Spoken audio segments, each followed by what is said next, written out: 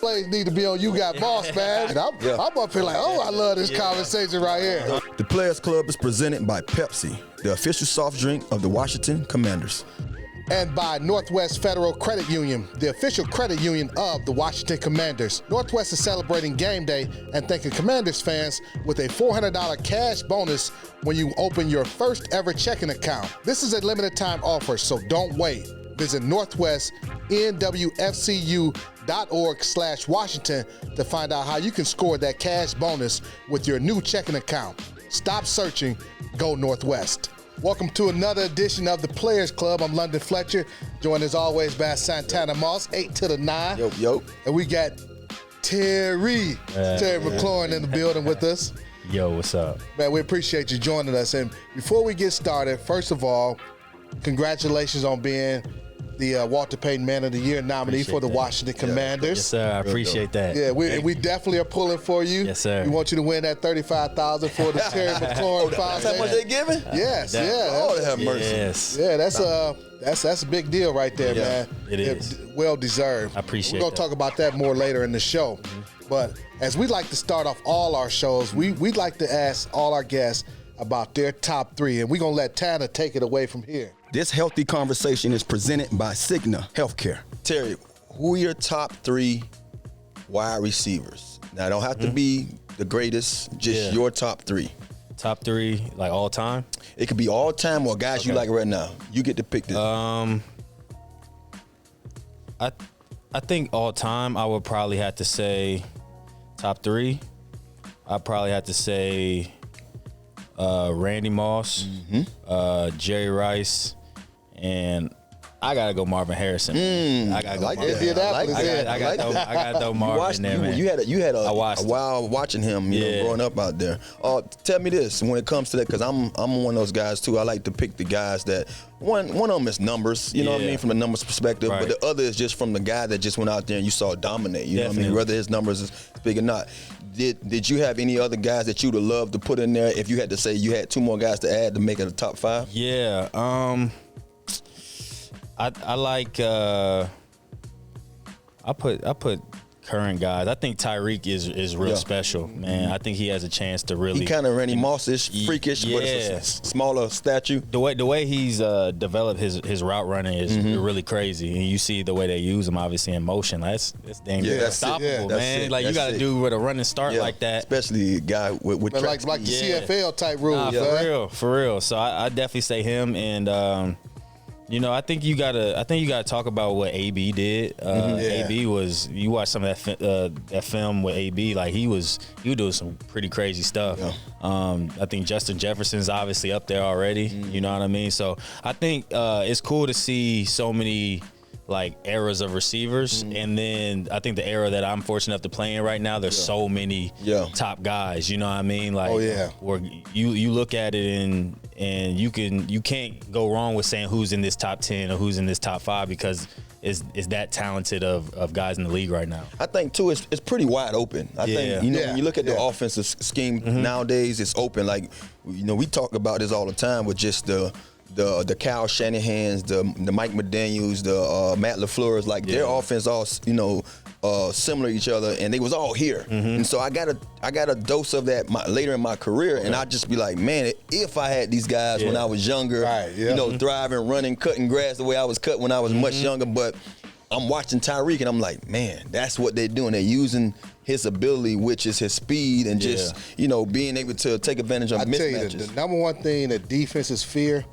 is speed. Can't coach it. Can't teach it. And you can't really prepare for it. For a guy like him, like Tariq, you can have guys in practice that are fast, but until you face it and you're on that field and you think you got enough speed and it's one thing to see it on film, but then when you see it in person, it's different, ain't it? It's funny you mentioned Tyreek, because Tyreek shouted out the OG right here, man. Tanner, one of his favorite, man. I mean, and you know, that was big. I mean, you know, like I told folks, I'm a realist. I will never sit up here and toot my horn and pat myself on the back and say, I'm this and that. No.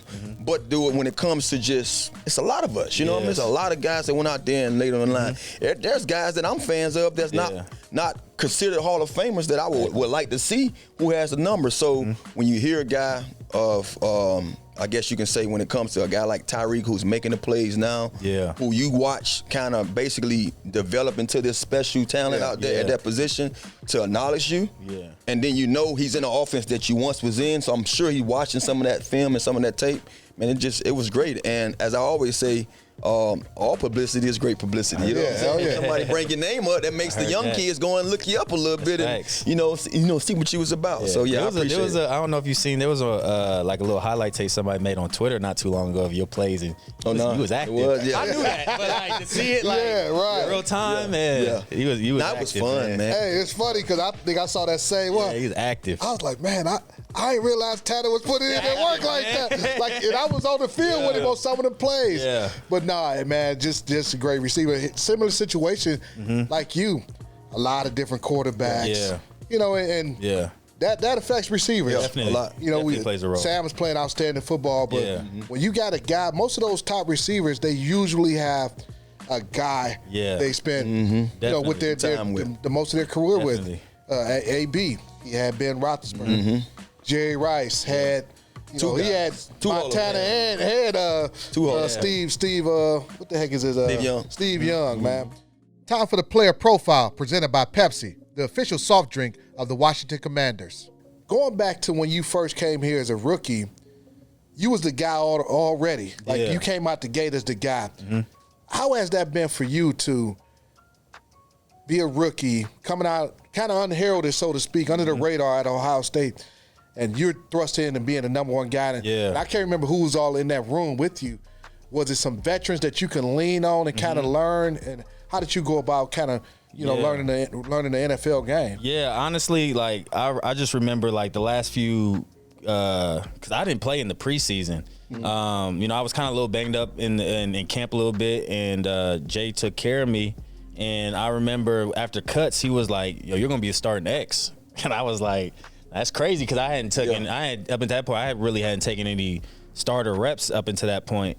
And I was confident though, like I was really confident in that scheme, in that offense, and I was chomping at the bit to really be ready for that opportunity to show like I was more than what a lot of people thought I was. You know what I mean? And everybody knows me. If I was going to come into the league and I was going to plan to be the best special teams dude in the league, you know what I mean? Like, but I knew I could play receiver. I just needed the opportunity. So that first game, I was ready for that opportunity, and it was crazy because like I didn't really have someone to necessarily show me the way in the sense of like what does it look like from a day in day out basis playing, because you're the starter from day one.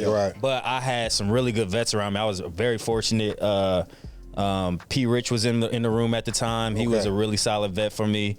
Obviously, we had AP on offense. We had Morgan Moses on offense. I got to run into Trent a few times.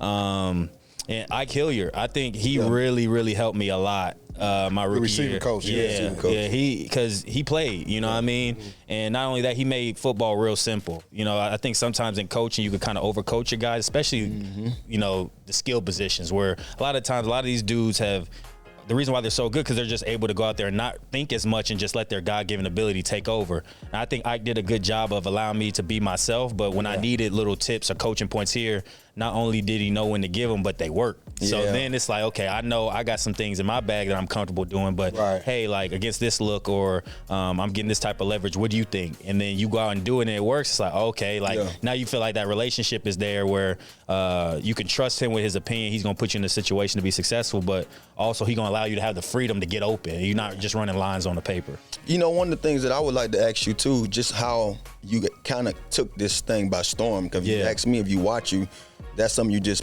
brought to my attention. I forgot about it because you come in and you're not even expecting, what you displayed that first year. Do you think that helped you coming in under the radar a little bit? Because I know most guys, they come in with the pressure, and it's not easy to live up to. Like we had a guy we drafted in the first round, Dotson. He was the other Dotson. You know what I mean? And I feel like it was just so much pressure because people want to see it now. They want 100%. They want to see his growth now. They didn't give him a chance to develop. They didn't give him a chance to learn. They want to see it, and I think it kind of hurt his mental a little bit. But then for you was a guy that they didn't expect much. They knew you was going to be a football player. You showed that you can play special teams. You showed you can catch. You knew you can run. But then you came out and you was like, hold on. Yeah. This is like, he's the starter. He's the guy. Do you think that helped your transition and how you became this guy now who we look at as top 5, wide receiver in this league? I think it honestly did because it allowed me to – I made my mistakes early. Like, I practiced hard, you know what I mean? I made plays consistently, but I think that OTA time when I came in here and I got to go against like Josh Norman, DRC, Dominique Rodgers-Cromartie, some real vet dudes who played around a lot. And so some of the things I was able to learn during that OTA time allowed me to be prepared for camp. So I learned how to like, every route don't gotta be full speed. I was a fastest, so everything I'm out of there. Right. You know what I mean? I started learning how to like use deceptiveness in my route running and hear from them like, what do they feel? Do they feel like I sold the go to run a comeback? You know what I mean? Certain instances where I got to really learn the offense, get comfortable, and like be comfortable in special teams. So I was comfortable doing that, but learning receiver, having the opportunity to do that, OTAs really helped me. So then by the time I came to camp, I was ready to compete for a spot. And I think it definitely helped me come in and just learn and grow and figure out like what's it like being in the NFL. How do I prepare? How do I make sure my body's right for practice day in, day out? How do I, win these one-on-ones and things like that? And I've noticed now, like year 5, you ain't catching nobody by surprise. So my game and my mentality has had to shift over the time because there's 4 years of film out on me. Guys kind of pretty much have a feel of how I run routes or depending on my splits and things like that. So the savviness has had to take, increase a little bit, but I think coming in, it really helped that I was able to kind of just learn and work under the radar. And so when camp came around, I was like, boom, I'm ready. You know what I mean? And it kind of just took off from there. Yeah. Last year, you finally got the recognition that we felt like you deserved. Made your first Pro Bowl. 4 straight 1,000-yard seasons. What was that moment like for you when you finally, like, you got that? Hey, you made the Pro Bowl. Yeah, it was a crazy feeling because I honestly didn't know if I was going to make it or not. You know what I mean? I felt like I was having a pretty good year. And, obviously votes come in and your peers vote, the fans vote, the coaches vote. You never really know how that's going to necessarily go. I wouldn't say I'm the most popular guy, so I didn't necessarily know how the fan vote would go. But I felt like, we had some pretty critical games where whether it's the Packers, the Colts game, a few games where the game was on the line and I was able to make the play to help the team. And I think that's a big part of being a Pro Bowler is do you come through when your team needs you most? And I felt like I did that. But at the end of the day, like, even if I didn't get selected, I wasn't going to take that personally. Like I didn't feel like I was still out there handling my business because there's a lot of other things that go into the fact of making Pro Bowl. But when I got that, when I found out from actually Coach Rivera, he called me in his office. I was like, it finally sunk in. Then I was like, man, like you one of the best in this league for this season, and your peers, are basically affirming what you already feel about yourself. You know what I mean? And that was really a cool moment to experience that and to share that with my team and my family, and then to go out there and be around all the best players in the league, man. That was a really cool experience for myself. And, it makes you like hungry to continue to push to that greatness. You may not make the Pro Bowl every year. You know what I mean? It's really hard to do that. But like being around greatness like that, you see what it takes, and you see being around those guys, how they're so successful. And so you try to take tidbits of that and build on that going into the next season. All right. Don't go away. We got more from Terry after this. Yes, sir. He's going to work harder to even become a greater person and a greater impact in this neighborhood and in this environment for Washington. We don't take this for granted. We really don't take this for granted at all. And it's a blessing that we're going to go out and try to help and touch as many people as we can. That's dope. That's dope. You know how much that means to me. And thank you guys for making that video. It's kind of hard sometimes when you're, you get wrapped up in the wins and losses of this, and I care so much about football, but to be able to see everything back like that and what I've been blessed and fortunate enough to do in this community and how they like embraced me, it's been super special. Like it's bigger than any touchdown I could ever score, honestly. I'm gonna remember this one for sure. This is something that, that never leaves you, like this stuff transcends time, so. Yeah. Welcome back to the Players Club. Terry, we just saw that video. What was that moment like for you when you realized you were being the the nominee for the Walter Payton Man of the Year award. Yeah, man, I was super surprised and honored at the same time. I think the emotion really came from like seeing it all played back. Like that video the content team did was really, really good, because when you're in the moment, you know what I mean? Whether it's football or just everyday life, it's hard to have a bird's eye view of what's going on, good or bad, you know what I mean? And so when I got to see that video and see all the kids I've genuinely started building relationships with, their families, their guardians, you know what I mean? Just the Commanders and how they've supported me. It just all hits like, I'm just thankful, man. Like I'm extremely blessed, you know what I mean? Like obviously football, that stuff comes and goes. You're going to have ebbs and flows in your career. It happens. But having something where you're just nominated for such a prestigious award where people see how much you care about your community. I think it's more so than just wanting to have an impact, but I want people to know that I care for them, and I want to create opportunities and provide resources that really help them become the best versions of themselves. And to be nominated is my trophy, honestly. Like, even if I don't win, it's all good, man, because my purpose behind all this is to leave a lasting impact in this community, and it's something I'm extremely passionate about. I believe I'm truly on this earth to use football as a platform, but more so just to better other people's lives in any way that I can. And so to see how God's blessed me to use, saw me good enough to use to help the people in this community and the way they've embraced me.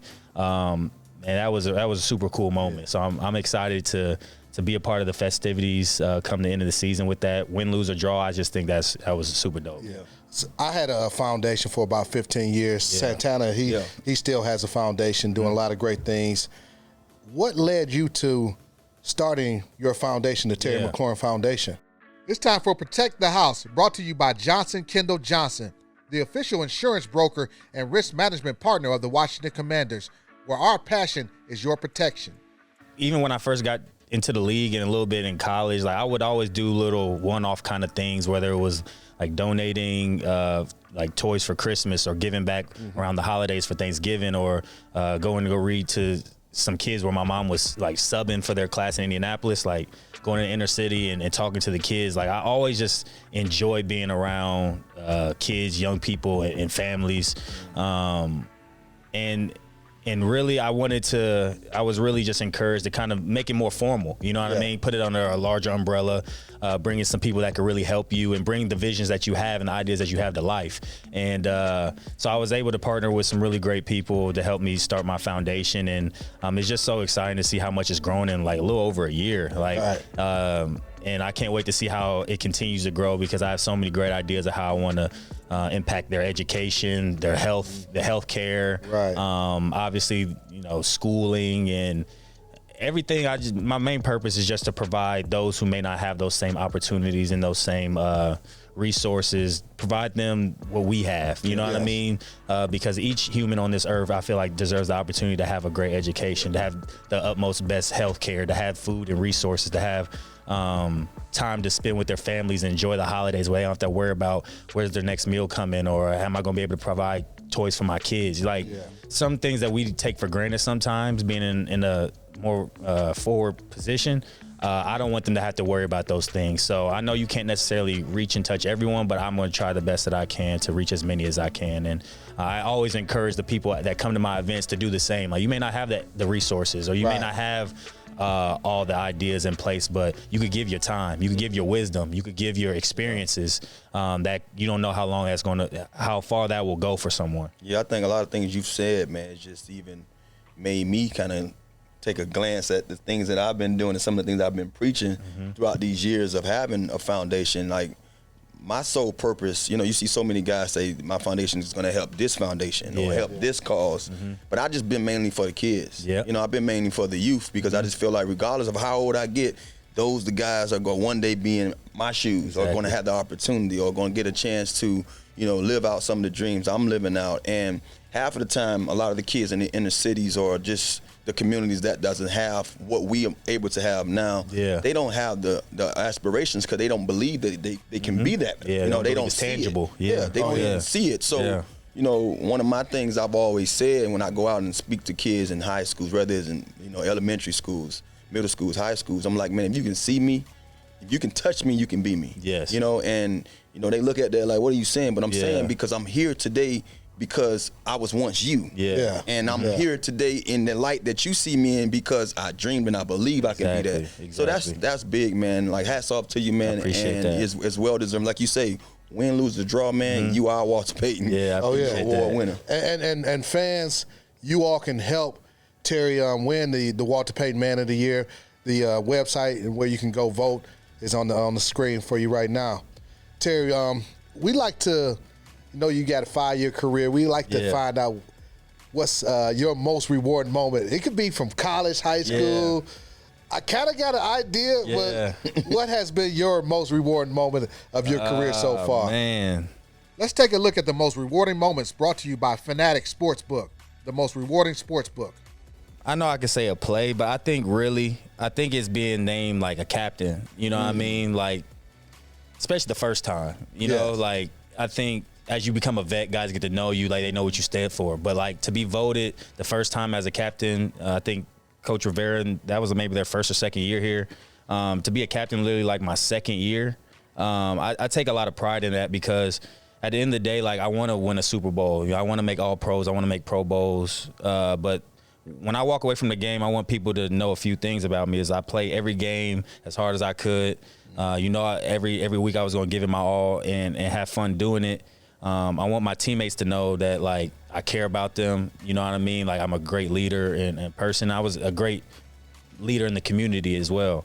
Yeah. And so to be named a captain, that's like, you could BS a lot of people online or in this atmosphere, but you can't BS the people that see you every single day. They know the work you put in. They know what you stand for. They know the things you say or may not say out there on the field and how you get them going. And so to be voted a captain multiple times is an honor because I think it's a direct reflection of how my teammates view me and see me. And they are very proud to say this is who we want to represent us. And I hope the guys always know, like, no matter what, I'm gonna go to war for them. Yeah. You know what I mean? Like if there's something going on the field, I'm probably right in the middle of it. You know what I'm saying? Like, you know, whether you're the quarterback or you one of our undrafted guys, like I'm gonna treat you the same. I'm gonna support you the same. If you got any questions or whatever, I'm gonna come and try to be there for you the same way. So I definitely think being a captain is something like I really hang my hat on. Not just here, but like Ohio State. Like I've been fortunate enough to really be a captain and. For a long time, honestly, I kind of like shot away from leadership in the sense that I was always a leader by example. You know what I mean? I never saw myself being a leader, like telling people what to do or like being a dictator. You know what I mean? But as I've grown, being a vocal leader and growing into that role, it's more so just setting a standard or a standard that's being set in the culture you're in and upholding it. Like, don't let anybody shy under that. Yeah. And you're the one who gives the encouraging words when somebody needs you. You're the one who gives the tough love when somebody needs you. You're the one who sets the standard. You know what I mean? You can't just wake up one day and be like, I don't want to be a leader today. You know what I mean? And you're not gonna always feel your best or be your best, but like, I think I'm really fortunate to see the way I've grown in that role and how my teammates over the years have helped me grow in that area. Man, that's wonderful. You surprised me. Actually, I thought you were gonna go with that Indianapolis play. Hey, that's my favorite. That's definitely my favorite play of my career. That joint was crazy. Because I was like, that's gonna be it right there going back home. But you know what? Speaking of big plays, we're gonna watch your big plays after we come back. Okay.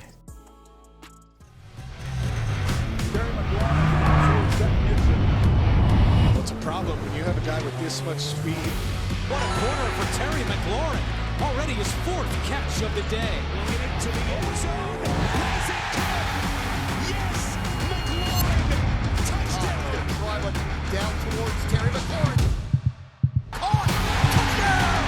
Touchdown, Washington. An amazing catch by one of the stud wide receivers in the sport. Welcome back to the Players Club. London Fletcher, Santana Moss, Terry McLaurin. We're about to take a look at your best plays or some of your best plays from this season, Terry. Bet. Let's take a look at Driving Towards Greatness, presented by Eastern's Automotive Group. Any car, any way, for everyone since 1988. We're going to start off this play against the Denver Broncos. You already know about this play. Yeah. Tell us about this one. Man, that's one of my favorite concepts in our offense, honestly. And I think without giving too much detail, I think it really provides an opportunity to get a one-on-one if on the backside corner if we get this certain look. And so, you know, honestly, it wasn't even the most ideal look for us to have because that backside safety is still there. But I tried to beat him with speed over the top, and that's one of the best throws I've seen since being in the league from Sam. To throw that ball on the rope where only I could get it, like between two guys, and at that point you just want to do what you do, you know what I mean? Come down with that play. But I think that was a big play at their game at the time. Unbelievable execution, and is definitely one of our better plays this year. Throw it to Terry. Yes, sir. Throw it up. All right, the second one here. This is TD versus none other than the Philadelphia Eagles. Oh, yeah. Take us through this play. Oh, another concept I really like is kind of similar where you possibly get a one-on-one matchup with that corner. And, you know, actually I didn't even have to run the full route that it was really designed to be because of the way Bradbury played it. He tried to jump me, you know what I mean? Yeah. So at that point, it's like you play ball, you know what I mean? Like he tried to squat on the route, and so you just get open. And again, I think Sam did a great job of just giving me a chance, kept me away from that near side safety, and another high ball catch. Some of these plays need to be on You Got Moss, man. We need to be Randy Moss. Put my man on You Got Moss. He got you as one of his top guys. Let's take a look at this third play. This gets the New York Giants 1st and 10 from our 10. Now the go ball. Oh yeah. I didn't even see that safety there. That's the crazy part. You were locked in. I was locked in. You know, like trust me. when you not locked in, that's when you drop it. Yeah. So you didn't care. You basically were saying right here, man. It's either this ball or you, and you said I'm taking the ball. That was against that young rookie, man. Rookie been talking a lot too. Yeah, man. He young. I don't pay it no mind. Man. That's what they do. You know what I'm saying? But at that point in the game, you know, it was they were playing us real tough, especially defensively. And you know, I was calling for the whole game. They was giving a lot of man and post high man. This is one-on-one matchup. So I just wanted an opportunity to make a play down the field, and I think that really allowed us to kind of open things up a little bit. And I think on this drive or a little later in the game, we hit another one. So I think, you know, in today's league, you got to be able to create explosives, and you know, I think. Hey, what you say to him right there? You can't repeat it on the show. I can't repeat it on the show.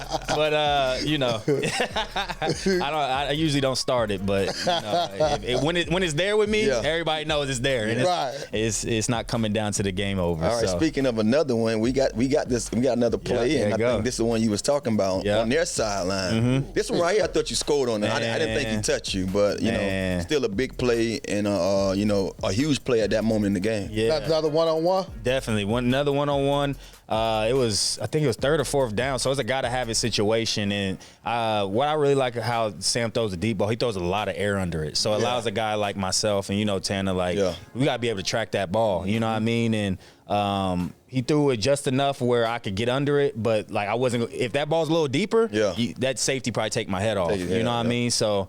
Another great play. Hopefully we can see some more of those before the season ends. All right, and we got one more deep ball. This is against the Atlanta Falcons. Oh, yeah. Little play action. I love the play action, man. Me too. Yeah, this was a really cool concept. We had this in for a few weeks, but EB finally got it off the call sheet. And, you know, it's a little bit of a throwback play. You know what I mean? And you kind of get lost that leak play. You kind of get a little lost where the D line, you kind of try to get lost behind them.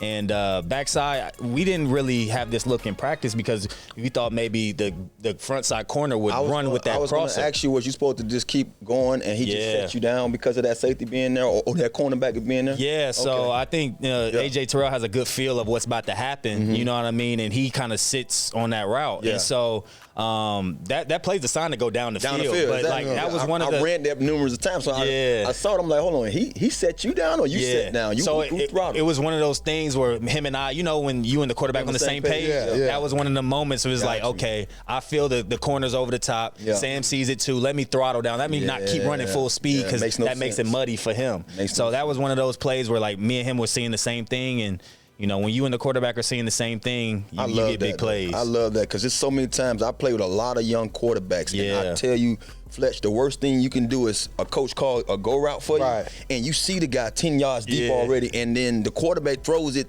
30 yards.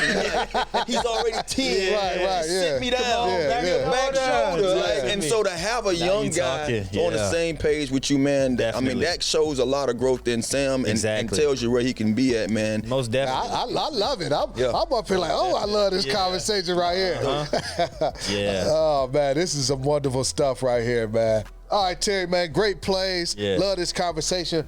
We have all our guests sign this helmet. Oh, yeah. You don't mind signing this helmet for us? And, you know, as you autograph on it, man, we got to – what's next for you? What can we expect for you these last 4 games of the season? Honestly, you know, I would love to win. You know what I mean? Like, that's first and foremost. I would love to end these last 4 stretches where – you know, if we win them all, I want to win them all. You know what I mean? Honestly, but to have like a positive record with these last 4 games, you know, when y'all was playing 16 games, and the way I saw it at that time, it's 4 quarters. You know what I mean? So we in the 4th quarter. You know, I'm coming off a bye week. Guys are feeling better mentally, physically. So it's time to go out west and put our best foot forward. And so, honestly, I just want to win. And me personally, I'll say this for myself and our group. We want to be more of the reason why we win. You know what I mean? Making those tougher plays down the field, getting some yak, and having fun. You know what I mean? Like really enjoying being out there